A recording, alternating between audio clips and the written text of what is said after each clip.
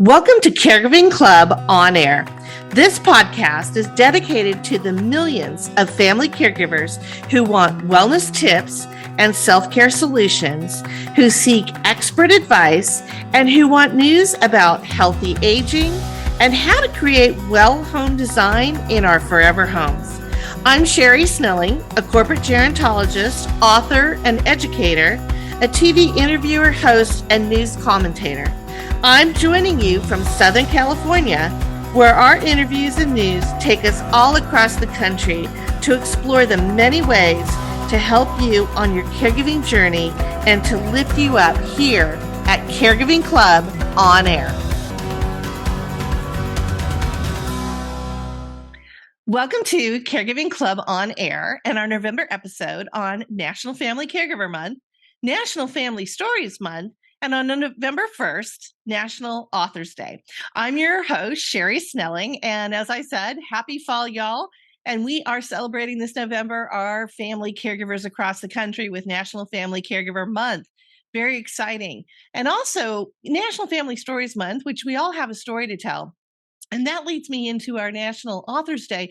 We have a really terrific, super exciting to have this guest on, Elizabeth Winthrop Alsop, who is a noted writer of fiction, but she just came out with a new book that is actually more of a memoir about her family, who is a very illustrious family that you'll find out about, but also her caregiving for her mother. And through her caregiving later in life for her mom, she actually found out that both her mother and her father had been spies during World War II. This is a fascinating story, and I think you're going to really love our interview with Elizabeth coming right up. We're also going to celebrate caregiver wellness news by diving into some of the latest things that are going on in the workplace with employers and employee benefits around caregiving. And we're going to touch upon virtual travel as well as holiday travel for our older loved ones this holiday season and give you some tips and resources on how to manage through that through these holidays, because I know travel's become a lot tougher for many of us. And we're going to touch on pop culture, where we're going to give you our list, our favorite caregiver stories and memoirs that are out there. So that'll be for National Authors Day. And then in Well Home Design News, we're going to talk about those family stories. How do we maintain our loved ones' stories and their legacies? We've got great resources and tips and different products and services out there to help you do that. And finally, we're going to wrap it all up with our Me Time Monday Wellness Hack. We're going to talk about the power of storytelling and how that not only increases our empathy, but also how it enhances our emotional health. So stay tuned for that. Let's now dive into our caregiver wellness news.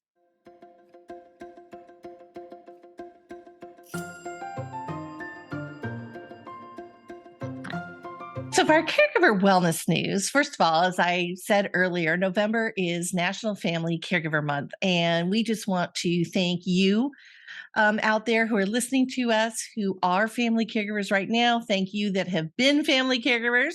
And also thank you to anybody listening who may become a family caregiver in the future, because we know that this is a role that so many of us are going to play throughout our lives.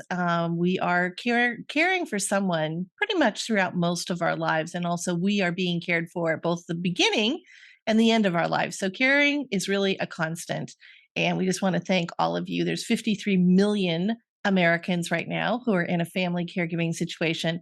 And also 1 in 6 employees are caring for an older adult. So I want to focus first on some corporate wellness news and caregiving news. There was a recent report that came out from the Business Group on Health. It was a research study that was recently done.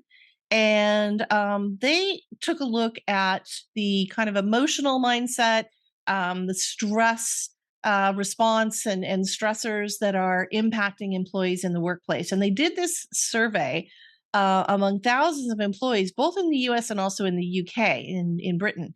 And one of the things that, not too surprising, 73% of caregivers who are employees as well, so they're juggling, obviously, you guys are juggling a lot of responsibilities with this new caregiving responsibility thrown in. So 73% said definitely feeling more stress. About 34% said feeling burnout, which we know is typically tied a little bit more to our emotional health. It's kind of the sense of being overwhelmed, or, maybe even depression or levels of anxiety. But certainly all of those are stressors, and burnout is a part of that.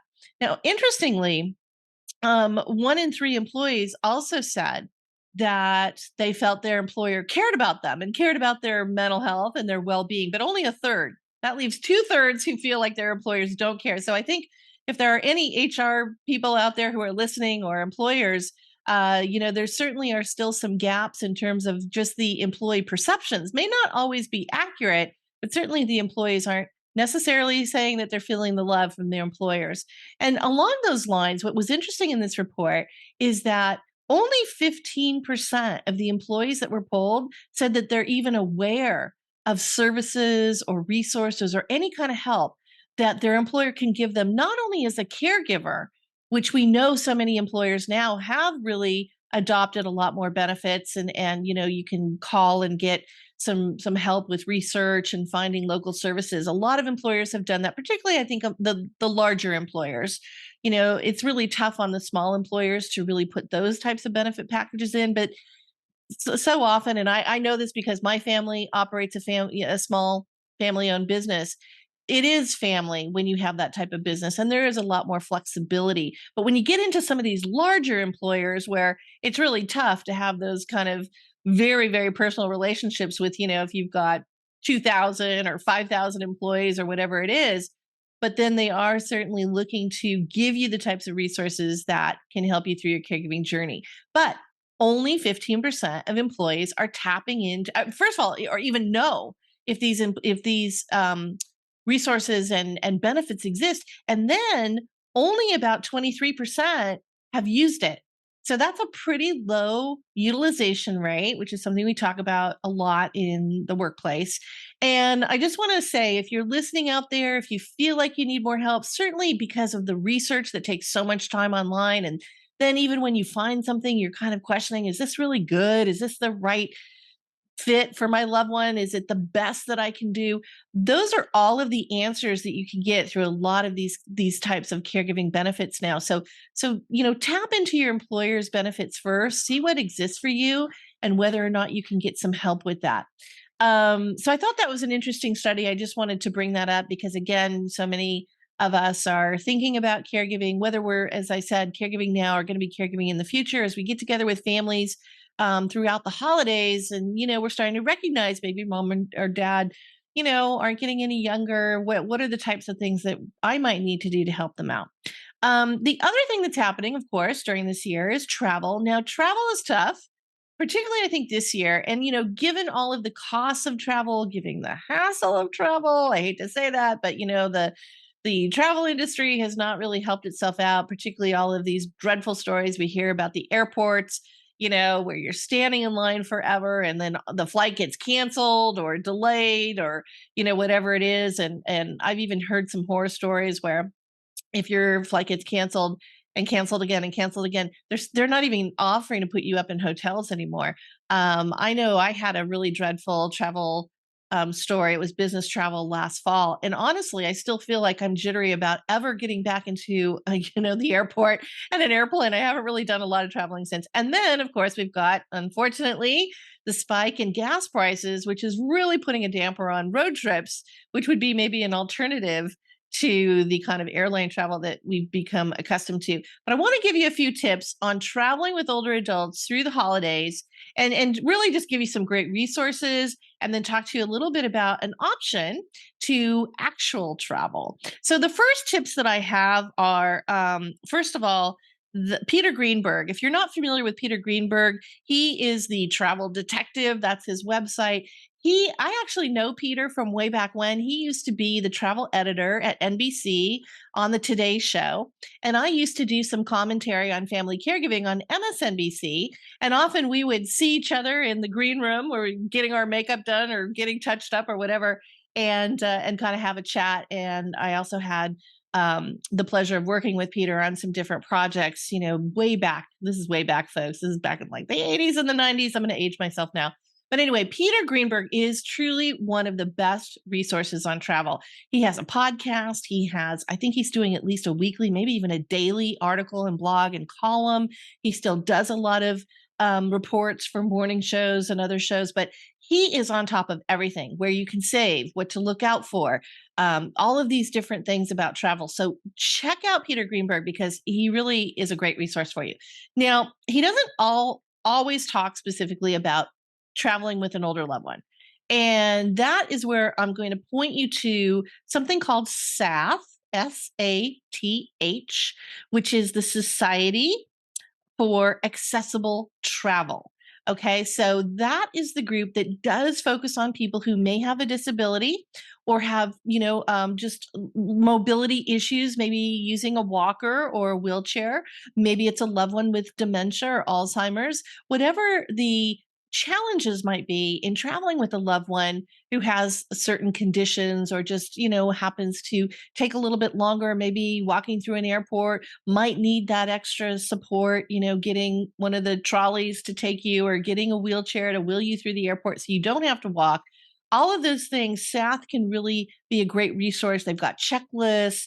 I wrote about them in my first book, and I'm going to actually take that chapter about travel from my first book, and I'm going to rework it and update it. And I'm going to put that on my blog for you. And we're going to have a link on our episode guide page about traveling with an older loved one. So, the big watchword here, I think, is you have to plan ahead. It's not something you can do spontaneously, last minute.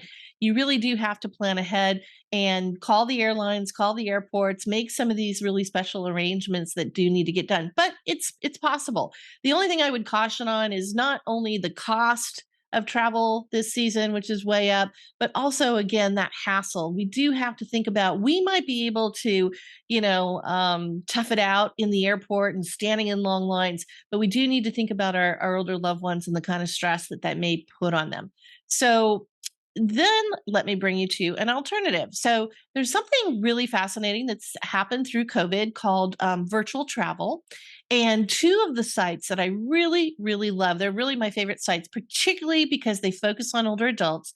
One is called Wowzitude. That's Wow, WOWZITUDE. We're going to have their link on our episode guide page. The other one is called Discover Live. They are both doing tremendous work in this area of virtual travel. So let me explain that a little bit. It isn't wearing a virtual reality headset or anything like that. You actually just need an internet connection and you're sitting in the comfort of your own home, but you're tapping into a live tour. So for instance, let's just say you want to go to Paris and you want to check out the Louvre and, walk down the Champs-Élysées or whatever it is. Well, they will create these tours and you can sign up for when, the tours are happening in different cities around the world. And it's a live tour guide. So this live tour guide has, I think they use GoPro cameras on their heads. And they also have, of course, their smartphones, but they literally are showing you like what you're looking at in the Louvre. They're giving the same overview that any live tour guide would give. And at the same time, you are also live with other people around the world. So there will be other people in your tour and you can all kind of, chat together and ask questions of the tour guide. And what they're really doing now is they're sending like menus to think about, to get you in the mood for French food or, other things. Some of the other things they're doing that I thought were really clever is they're doing wine tastings like with wineries in Napa, and they'll send you or your loved one the wines ahead of time. So you can actually, as you go through it with the sommelier, you can taste your wine. They're also doing whiskey tastings with a master whiskey brewer in Scotland. They're doing heritage tours. So whether it's your Irish heritage, or for me, it would be British or Scottish heritage or Danish heritage or Jewish heritage or, Indian heritage, whatever it is, they are setting up these heritage tours, which are really important, I think, for a lot of our older adults. We get really interested in our ancestry and our genealogy. And then the other thing that's really cool is you can have your grandkids, so your kids, hook up with your parents and have grandkids and grandchildren travel together and have fun and tell stories. I just think this is this is one of the things where I love technology. So often you'll hear me be a little bit of a curmudgeon about technology, but this is one of those great benefits of technology. And so check those two things out. We'll have both of those services on our website episode guide page. And I think that's a great alternative. It also makes for a great holiday gift, by the way. And we're going to be talking about holiday gift guide in a couple of episodes, but I'll give you, that's a little preview on something that we would recommend. So going into pop culture, which we haven't done in a while, as I mentioned, November 1st is National Authors Day. And, we have our book lovers selections in a lot of different categories, particularly in the wellness categories of physical, emotional, social, financial, intellectual, spiritual. What did I miss? I missed something. Environmental. We have all types of books that we've kind of curated for you to check out, but I'm going to focus on and we're going to have this list up on our episode guide page of just the family story. So it's just going to be those books that have been written by people who have been family caregivers, their personal journeys. We're going to have some of the celebrity highlights up there. So for instance, Patty Davis, whose mom was Nancy Reagan, and of course her dad was former President Ronald Reagan. She writes about being a caregiver of her dad who had Alzheimer's, and it's called Floating in the Deep End. We also have Kimberly Williams Paisley, who wrote a beautiful memoir a few years ago before her mom passed away from aphasia, which is a form of dementia. And in fact, aphasia is what Bruce Willis was recently diagnosed with. That's a beautiful book. And in fact, I interviewed Kimberly for her book when it came out. So I'll have that article and my interview with her also as a link on the episode guide page. But we've got a whole list that you can check out. And sometimes if you have a little extra time and you just need to kind of hear somebody else's story to know that you're not alone, we're going to have that list for you as well. That's our pop culture. And of course, as we're talking about family caregiving, we're talking about National Family Stories Month. I am so thrilled to have our guest on today, who is Elizabeth Winthrop Alsop. Now, I'm not going to give you all of the details because Elizabeth shares so much with us, but her story is so intriguing. And of course, her book, Daughter of Spies, which just came out, it just hit the bookshelves, I think, just a week ago or so, is really phenomenal because not only does it take you through the journey of caring for her mother later in life, and her mother had been an alcoholic, so there's some challenges there she talks about. She also talks about being the only daughter with 5 brothers who were in different places around the country. And of course, the caregiving fell on her shoulders, but how she brought her siblings together to create a care team, which I really love that piece of her story. But she talks about uncovering this family story and this family history she never knew, and her brothers didn't know. And it was the fact that both of her parents during World War II had been spies. Oh, I love that because I love spy stuff anyway. So you're really going to enjoy this interview with Elizabeth. She's just a delight and also so wonderful and sharing so much. And, obviously she's a really noted author. So I was super excited when she said yes to do this interview. So here it is, my interview with Elizabeth Winthrop Alsop on her new book, A Daughter of Spies. So I am really, really thrilled to have our guest today, who is Elizabeth Winthrop Alsop, who is a noted author. She's written over 60 books, but this latest book is really personal. And just to give you a really quick snapshot before we dive into talking to Elizabeth, she comes from a very illustrious family. So she has ancestry going all the way back to the Revolutionary War in New England. And on the other side of her family, she is also has a British mother. And you've got connections to 2 presidents, both Teddy Roosevelt and Franklin D. Roosevelt and Eleanor Roosevelt were all cousins. But what's really interesting, Elizabeth, about the book is you really dive into something you didn't really maybe know as much about when you were growing up. But there was a little bit of a mystery, if you will, for both of your parents during World War II. So, the book is, of course, called A Daughter of Spies. And by the way, I'm going to hold it up just so everybody can see. This is just a wonderful cover of your parents. But tell us about what you learned and how you talk about being a daughter of spies. Well, it was interesting because my father was a famous journalist, Stewart Alsop. And so we grew up knowing everything about his family. My grandmother lived in Connecticut. I spent summers with her. My mother was very quiet. She never talked about her past. We knew that she had grown up in Gibraltar. We knew that she was British. She had that accent. And we met her mother. My grandmother would come to visit, but there was never any background. And my father jumped behind enemy lines into France. He parachuted into France, and he had to liaison with the resistance. So those were stories we also heard to some degree, although he kept them very positive, and they were not all positive stories. I only learned those later.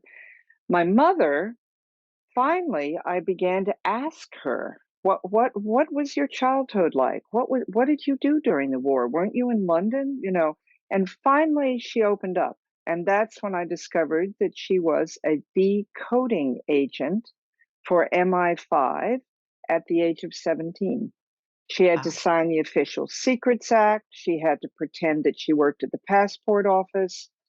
She never told my father what she was really doing, and he could not tell her where he was jumping, although she presumed because it was right after D-Day. So they had these secrets that they had to keep, and my mother kept them through her whole marriage, Mm, almost until I began to finally poke at her and ask the questions.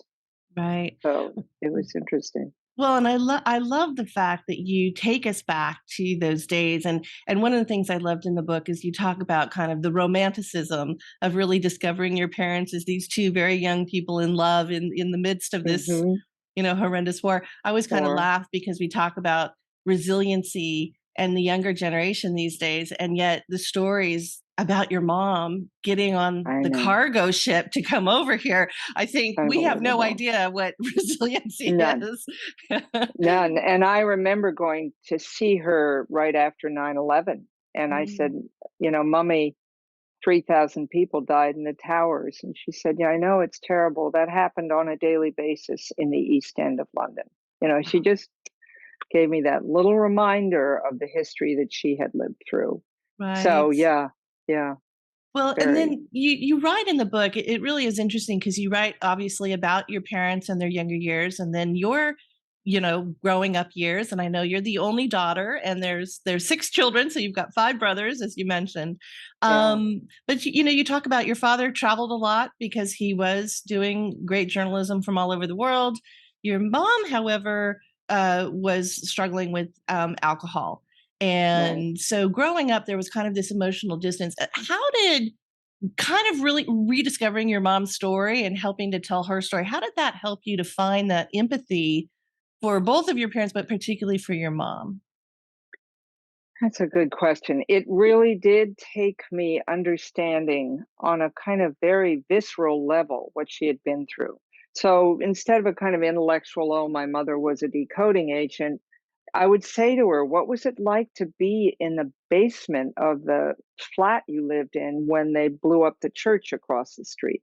And a lot of her, for that, she said, young people think they'll live forever, will think we're immortal. But I could see and feel the deeper emotions.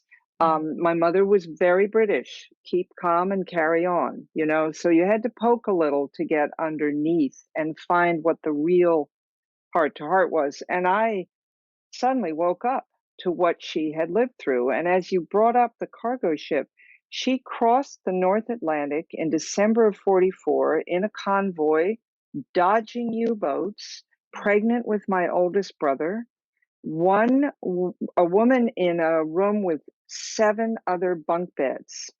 The other bunk beds were all occupied by other women, except for an 8-year-old boy who had German measles mm, and gave it to my mother while she was pregnant.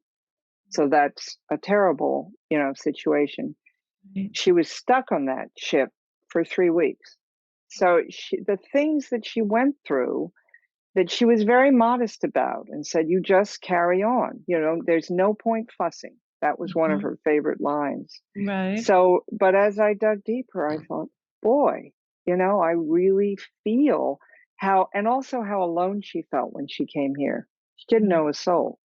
And the other soldiers loved to talk to her, the American soldiers, because she had been through it. The women here were very jealous because they'd been knitting socks, but they hadn't gone through the war the way she had.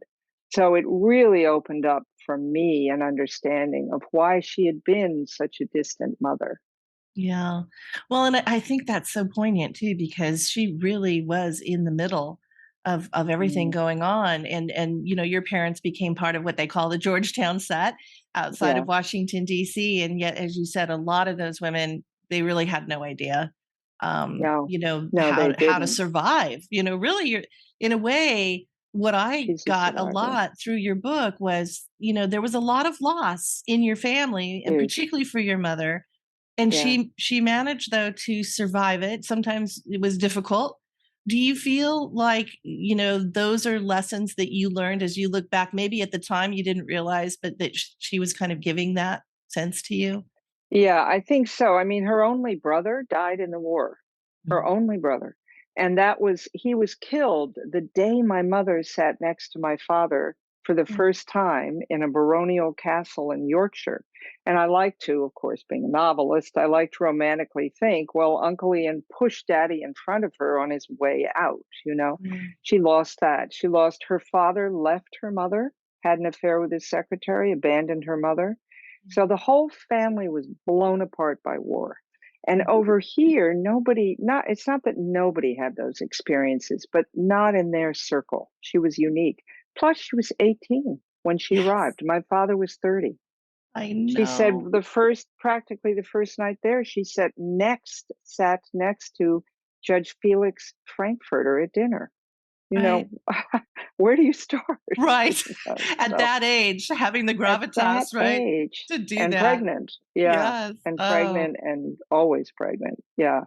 Well, you also Uh, write poignantly about caring for your mom. You lost your mm, dad. He was relatively really young, and very young. you Yeah. lost him to a rare form of leukemia. I can relate. I lost my stepfather, my dear Uh, stepfather, to acute myeloid leukemia. Same leukemia. Same one. Yeah, Yeah. really tough. But he was young, and your mom, was much older, of course, and lived longer, but she had dementia towards the end, and you were really the daughter. You were the Yeah. good daughter Yeah. that stepped in to be that family caregiver, even though you were long distance, right? Because you're in New York. Is I that where was we're lucky. talking to you Yeah. from? Yes. You're talking to me in New York City. I Yeah. got down there, every month.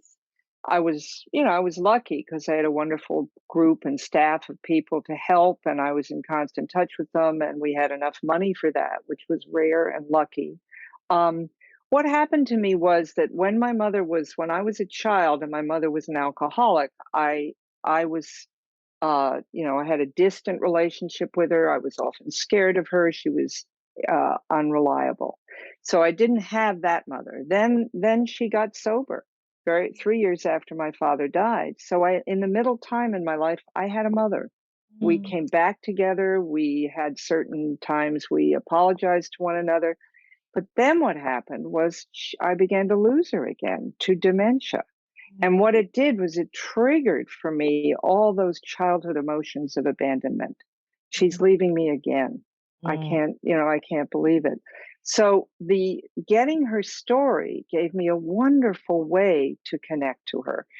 When you're dealing with someone with dementia, as you probably know, they will not remember who came for lunch an hour ago. I would go into the kitchen to get the kettle for tea. She's British. We always had tea. I'd bring the kettle back and she'd say, "Oh, darling, how nice of you to come visit." oh, She literally didn't remember. So what I learned was that when I read her letters from those eras, when I played her Vera Lynn music from World War II, when I showed her the movie Hope and Glory, it just elicited this rich vein of memories. mm, And I took videos of her, I interviewed her on tape, and it gave us this wonderful time together. And yeah. even late in the dementia, when my brothers would call me and from the nursing home and say, "What do I talk about? She can't follow our conversation." I'd say, "Put the video back on." Right. And she would watch it. Sometimes she didn't know who was talking, but Right. she would be totally lost in it. So it was like giving her back her story. Right. Um, And I loved that. It really was a moving ending for us. Well, and I think, we're so caught up in today and today's struggles and the news and what's going on. We forget that with people with dementia, so many of their Yeah, memories are locked in that age frame between about 10 years old and 25 years old. So tapping so into true. that is so powerful. And I love the fact that you did the storytelling, which we always talk to family caregivers. It's great to know your background and your history. Mhm, It mhm. gives also a sense of relevancy. I think so often as we age, we feel like we're not as much a part of the world, but when Exactly. we can share a little bit of that early wisdom that we went through. One of the things that really struck me in the book is you wrote a letter to her doctor, who at Mhm. one point actually was really, honoring you and saying you'd given your mom such a great quality of life. You kept her at home in her home as long as you possibly could with Mhm. with the dementia, and you really kind of push back on quality of life, and you wrote this poignant letter in the book. And we don't need to go into it, but tell me what you learned about, you know, living longer. Your dad didn't live as long. Your mom did No. live longer. And then what is quality of life and how do you look at that now? Yes, that was really what troubled me about what the doctor said, and I had to really say to her, one doctor said to me, "Your mother wakes up every day in the middle of a movie." I thought that was a brilliant description of dementia. You don't, she doesn't know what started the movie. Where is she? What is she doing? So I really had a hard time with considering her quality of life as wonderful. That said, she was kept at home. We had wonderful Paraguayan caregivers who loved her. She spoke her childhood language. She grew up in Gibraltar, so she spoke Spanish a lot in Gibraltar to the maids, and so that came back. Um, and it's just really hard to look at someone who's lost their way in a dementia and call it a good quality of life. It's hard to, say that. She used to say to me she couldn't read anymore. There was something wrong with her eyes. There was Mm, nothing wrong. She couldn't remember the beginning of the sentence by the time she got to the end of the sentence. So it's just details like that that break your heart. But if you meet the person right where they are, it helps. mm, So when I would call her and she'd say, "There's a red bird at the bird feeder." And I'd say, "A cardinal, Mummy, that's great." And she'd say, "Yes." And then she'd wait a minute and say, "There's a cardinal at the bird feeder." But I learned not to get frustrated. It took me mm. a while. I learned, let's just be in this moment together, whatever it is for her. Yeah. And that helped a lot. I also had her, which proved she could read. My father wrote letters home to his parents about her. She never saw those, but we Oh, had the collection of them, and I found them in the basement. And so I had her read those letters. yeah. And she just blossomed. She said, "He really thought that about me? Wow." He waxed eloquent, and it wasn't his way. He was a very kind of reserved man, but in these letters, you could tell how madly in love he was. And Right. that was just a gift I could give to her. It was just everything. What can I give her today, to make this Mm. day a better day? And I think So that's so beautiful, and that really came through in the book. I think, I'm glad. we know our parents only as older people typically, and so discovering them as young Hmm. people in love is really, really wonderful. Yeah. You also experience something that so many family caregivers go through, which is this feeling of guilt. For Yeah. whatever reason, we always feel that we're not giving enough time, we're not doing this right Hmm. or that right. You obviously did so much to keep your mom in her home, in those comforting, place where she knew everything. But at the end, as we know, with Alzheimer's and dementia, it's so tough. Yeah. And so Yeah. you did have to move her into memory care. And you said you're still struggling with that. Tell us a little bit about that guilt and what helped you cope with that guilt. Well, one of the things, I had people who love her and loved me who would come in and say, "You have to get her out of there. That's terrible. She's got to go home," blah. And that was not possible. I had to keep her there. I didn't have the support at home that she really needed by that time. I think it was the hardest thing was that I was not with her when she died. Mm. That was the biggest piece of guilt. And it was an arrogance because, it was like I should be there. My brother was with her. She had someone next to her. So I had to let go of that and say, it's okay. You have to let that one go. The best part for me was after it was all over, finding a speech that she had written to a hospice organization. She was very involved with hospice. And it turned out, as I wrote at the end of the book, I thought I was the storyteller. I thought my mother had not lived and examined life. I was completely wrong. Mm. She was an excellent storyteller, which I learned in the videos, but also in this speech. And she knew exactly what she had done, what was hard for her, how much the alcoholism had hurt people around her. And that almost lifted the guilt. Mm. It was like, okay, we met in our own way at the end of her life. We had Right. a closure, Well, and so I it think for helped. so many of us, again, we find that guilt, you didn't happen to be there right at the very end. I would say to you to give yourself that grace because the minute you were there, then she would forget anyway. So, but you had I all know. of this time with her, you know, Yeah, examining all these letters and going through her stories and videotaping that and everything, which is so lovely. You also talk about, and I think this is very typical that as the only daughter, the primary caregiving yeah, fell on your shoulders. And you say yes, your brothers were certainly there and you were a tribe. I love how you described that you were a tribe. yeah. But, was there ever any kind of frustration or resentment that everything was falling on you? Um, I have to say that I said to them from the very beginning, I am the only daughter and I am physically the closest. I live closest to her. Mhm. So, boys, you're going to pay me. Good for you. I love that. I thought that was a brilliant idea. And I said, it'll all come out of the inheritance or whatever your savings are. But I said, I will be submitting bills and I'm not going to charge what a regular caregiver would charge, whatever geriatric care manager. But I am going to charge $40 an hour. Yeah, And that's going to be time I spend on everything, whether I'm home or with her or whatever. And they all said, absolutely. lovely. That's where the tribe was there. Yeah, It relieved them. I also told them that that didn't mean they couldn't, they also had to visit. right. And I said, listen, there's 6 of us and there's 7 days in the week. I assigned them each a day to make the phone call to mommy. And I said, Sunday, anybody can call. So it was helpful that I gave them very direct, I would say, okay, Ian, Stewart was just here. You're coming next month. I Mm. would, and they responded to that. They said, "You that's fine with us. You tell us what to do." I have a nickname which is told in the book, which is Fuff, Right. which is Elizabeth. I have a brother Ian who's just 13 months older, and he couldn't say Elizabeth, so he said Fuff. And one of my brothers joked, 1-800 ask Fuff. That was that was, I love that. Well, and I you're the perfect best practice for any family caregivers listening out there. You did this beautifully. That's perfect yeah. planning. Yeah. Yeah.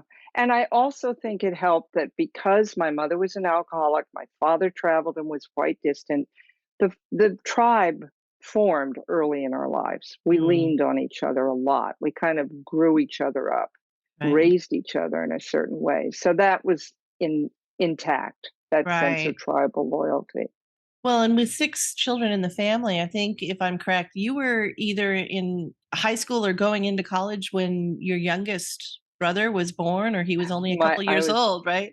I was a freshman and I called home in that May of my freshman year because I had pierced my ears, which was illegal. And my mother wanted me to be 21, and I had defied her. So I felt that I should apologize and tell her the truth.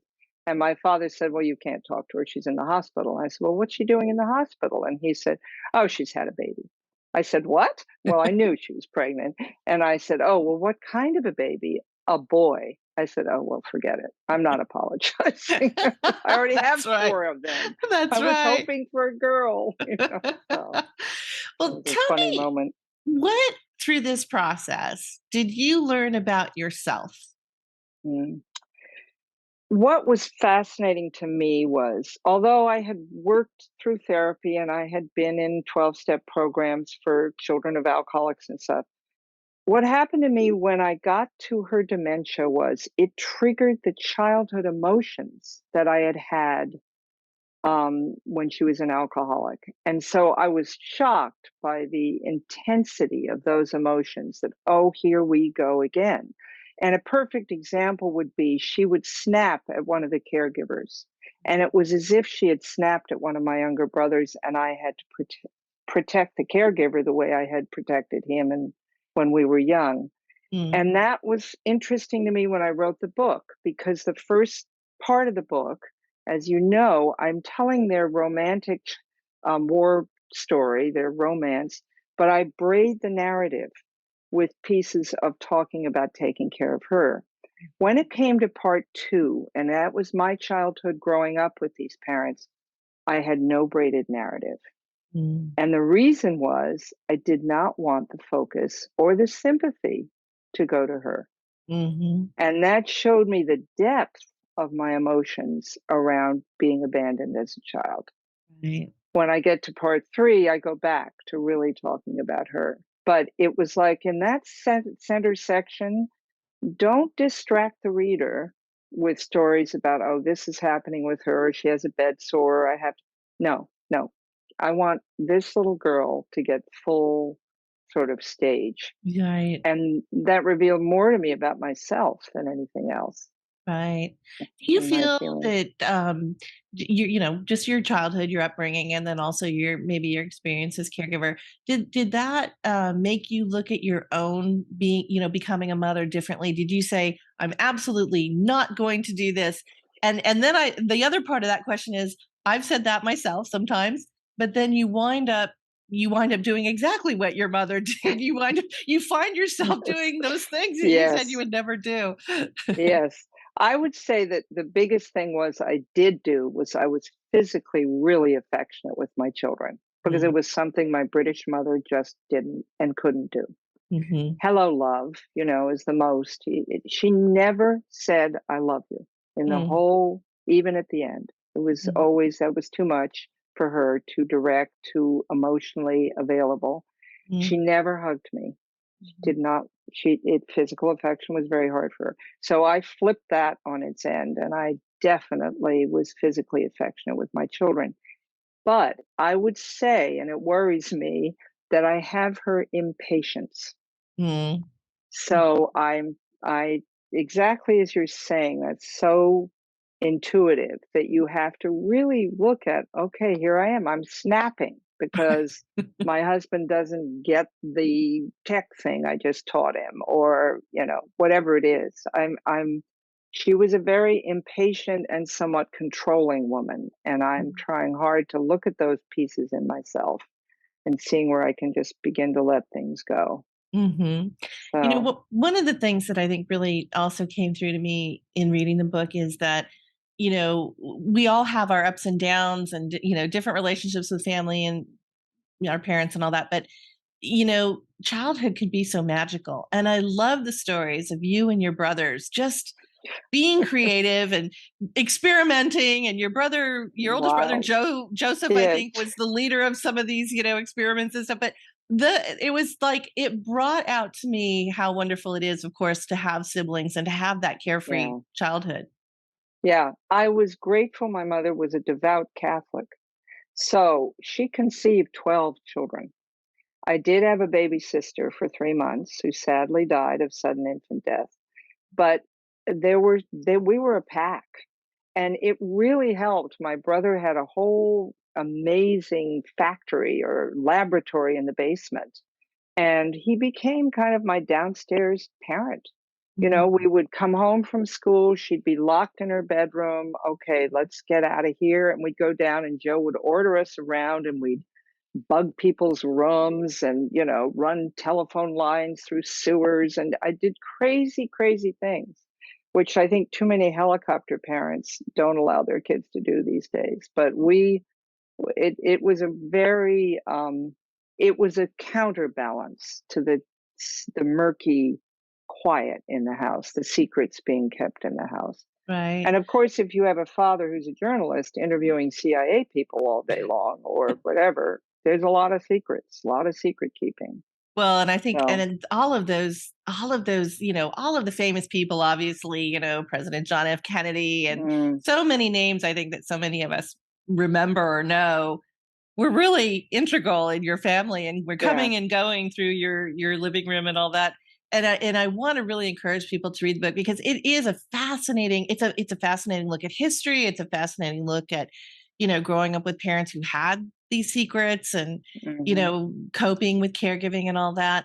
I could talk to you for another hour, but I know we're kind of running out of time. And I'm so grateful that you gave us this time to tell us about your book. What as a last question, what would you say is something that you've learned through particularly your experiences of caregiving for your mom that you would share with our listeners? What would help them to cope and keep going? Okay, I would say that, particularly with dementia, is try to get into their time. Try to just turn the world off. Don't worry that you're answering the same question 3 times. Love them through those times. It's extremely hard. And I did not live with her all the time. So I'm incredibly sympathetic for people who do deal with it all day long. But there are so many ways I think you can get stories from people. Use music, Mm. use letters, if you show events true interest in what they were doing, those stories seem to come out. They can return to that childhood. What did you do when you were 12, mom? What high school did you go to? Did you go to the prom? All those kinds of questions. um, and also, in my case, I went to visit all the places my mother lived in. I was lucky in Gibraltar and in England. And I came back from Gibraltar with a book chock full of pictures.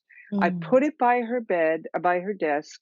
She looked at that book 3 times a day and just re experienced it 3 times a day. Yeah. So, that I think is just be as creative as you can at eliciting the stories because it will take both of you away from the present day loss of memory. And it's amazing how many things still come out. Right. Even at the very end, the boys would show her that video and she'd say, oh, I remember when the V1 rocket hit Green Park. We were standing on the terrace and your father was hiding under the bed. Hmm. She was used to the bombs in London and he wasn't. He was a soldier. Right. And I wore a black dress. I mean, things like just the tiniest detail come That out. little detail, exactly. Yeah. Well, and so many great stories. I know one of my favorites is too was when you and your mom were thinking you were going to save somebody who was out at sea, and you took a rowboat out to go, kind of Yes. rescue Yeah. this person, and it wound up capsizing, and the two of you had to kick Yeah. kick your way back Kick to my way shore, home. Yeah. and that was a And I beautiful was story. pregnant. I was I know you pregnant were with my pregnant. daughter and I was feeling those contractions. I thought, oh, what have we But done? there was no But panic on either no. side. You say you just both just, okay, here's what we have to do, right? And that's very much what my mother brought to the table. She was a very good person in a crisis Mm, because she'd been through so much. She yeah. just didn't let it get out of control. She would say, all right, we're going to solve this. And that was one of the best parts about her. So, Elizabeth, I So, always ask my guests to mhm. how do you find your me time? What is the thing that you do that's just for yourself? Oh, wow. Just for myself. I happen to love dance. I don't dance myself, but I love modern dance. And the reason I love it is it's nonverbal.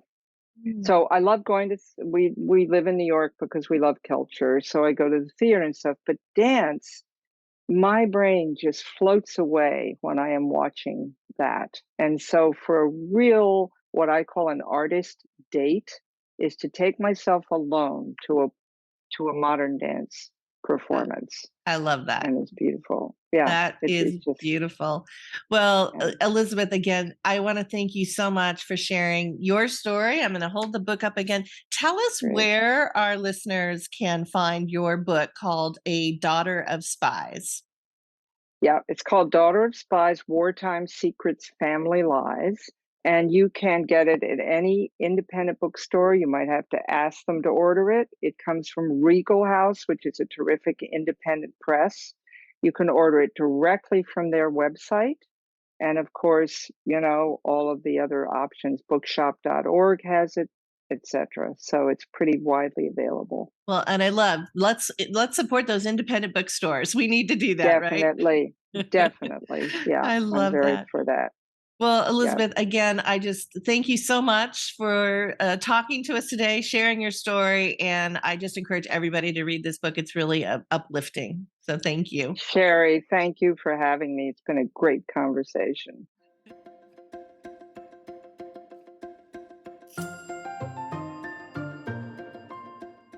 So wasn't that a great interview with Elizabeth? I mean, not only did we learn so much about just her caregiving journey and some of the challenges that she had, but also some of the ways that she was able to, address those challenges. But I just found her story so fascinating, and it was such a great book. I really recommend it to everybody. I know caregivers don't have a lot of time to read, but it's one that it's not too long, and I think that you'll just get a lot of insights from it. So, while we're talking about again National Family um, Stories Month, I want to dive into our Well Home Design News, where we're going to talk a little bit about what are the things and ways that we can keep the not just the stories, which are important, but also the legacies of our loved ones going. And I wanted to share with you what I thought are three great services that are out there that really address kind of this, capturing the stories, capturing the legacies of our older loved ones. So the first one is Life Bio. And you may be familiar with Life Bio because we actually interviewed Life Bio CEO Beth Saunders on our season one, which was last year. So season one, episode 2. Beth talked about not just what Life Bio does, and I'll tell you in a minute, but also she talked about the story of her dad being a Vietnam veteran and what that meant, and the work she's done with veterans, but also the work that she's doing with those who are in the world of dementia and Alzheimer's, and how if your loved one's diagnosed in its early stage, we can still capture those stories, capture those memories before they're lost. And so often, I think what happens to us is that when our loved ones become diagnosed, and particularly if the diagnosis is very devastating, like something like Alzheimer's, or it's a terminal cancer, or whatever it happens to be. Maybe it's a heart attack and or a stroke, and now it's difficult, for them to speak. It's really important that we capture our family stories. Obviously, we want to do this before there's any illness or any crisis, but very often we don't. And then something does happen. And then we're so focused now on their caregiving and their health needs, we kind of forget about the fact that, our loved ones are still people. They still have dreams. They still have things to share. They still have stories to tell. And so, if there's any way for us to also blend that into the physical care and emotional care we're giving to our loved ones, I think it's a really great gift that we give both to our loved ones who feel more relevant and feel like they're sharing their wisdom of life, but also for us to help us feel grounded in who we are and how we keep going. So with that, let me tell you a little bit about Life Bio. So there's an app that you can download. And what it does is it prompts you to use a smartphone, but or a tablet, so it's a little larger, and then it has all these questions that take you through your life story. So it might be things like starting in childhood. Tell me about the street where you grew up. Who were your best friends? What did you used to do, after school? Or how was school? Where did you go to school? So it's got all these great prompts, and it really takes into account people who are hearing impaired. There's visual, and you can read the questions, and then of course you hit the record, and your loved one will answer the question. And if your loved one perhaps has low vision or is struggling with eyesight or might even be blind, then it also has the audio where the question is done in audio, so they can hear it, and then they hit the record button or have somebody help them with that, and then they can record their answer. And then what happens is Life Bio takes all of these great answers in your life story, and you can answer, you don't have to answer every single question because there's a lot of them in there. You can pick and choose the ones that you want, but it takes your life story and it uses artificial intelligence, all this great technology, and it kind of creates and crafts this beautiful narrative story based on the answers your loved one gave. And now you've got two things. First of all, you can archive their voice as a video file with Life Bio. And there is a subscription to keep that archive on file. But if you do wind up losing our loved ones, like so often we do, you now have this legacy gift where you have their voice. And maybe one of their grandchildren was just born and didn't have the opportunity to know their grandparents. Well, they can listen to their voice and their story. I love that idea, but you can also have the story created into a beautiful bound book that they send you. So that book can then be purchased for other family members. Anyway, it's a really beautiful, again, great gift idea. We're going to have this on our holiday gift guide. So I'm giving away all our holiday gift guide ideas already. But think about Life Bio in terms of capturing your loved one's story. Now, the other thing I want to talk to you about is a service called Artifacts. Now, it's ARTIFCTS. So they left out the A in facts, but Artifacts. And it's a new startup company. But what they're doing is they're using a little bit more of kind of like a social media type platform, where what you do is if you have something, let's just say it's a beautiful piece of china, or for instance, my mom is a great collector of Lalique. She's got some absolutely beautiful pieces. Some I've given to her, some my brother's given to her, some she bought herself in Paris with my stepdad. But she could take a picture of some of her Lalique, and then she could record her story about that particular piece or just the whole collection. And then that gets captured, and then she can share the photo and the story, and it can be either shared to her private community of people who might be in her group that she's created, or you can also share it publicly if it's something maybe you say, yeah, I just want people to know about me.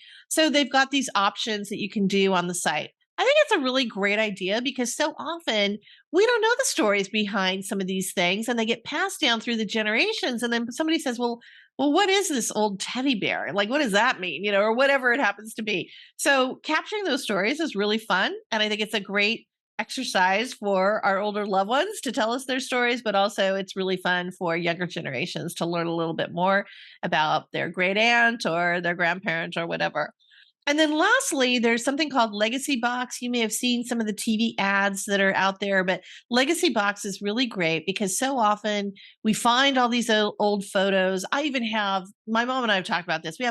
We tend to keep a lot of stuff, but we have boxes and boxes of old photos. Some of the older relatives we don't even know anymore, but they just stay in a box, right? So what you can do is you can take your old photos, you can take even slides out of the old Kodak carousel from like the 1960s, I think. You can take slides, you can take home movies, 8mm, and you can send it all to Legacy Box. And what they do is they convert everything for you. They can put it on a DVD, or they can put it on a thumb drive, or they can upload it to the cloud or whatever it is. But now all of a sudden it's captured, and at least maybe you can take a look at trying to organize it, or at least it'll be there. And I think this is also really great, by the way, because so often we've just had some recent national disasters and natural disasters, I should say, like Hurricane Ian. And so often we don't have time to grab those precious photos, and they're lost forever if we don't have them captured digitally. So with a lot of the older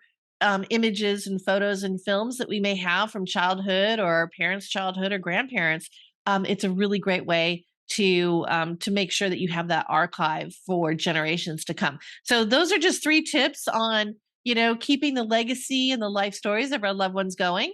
And now we're going to turn to our Me Time Monday wellness hack on the power of storytelling, and also how it leads to empathy and better emotional health.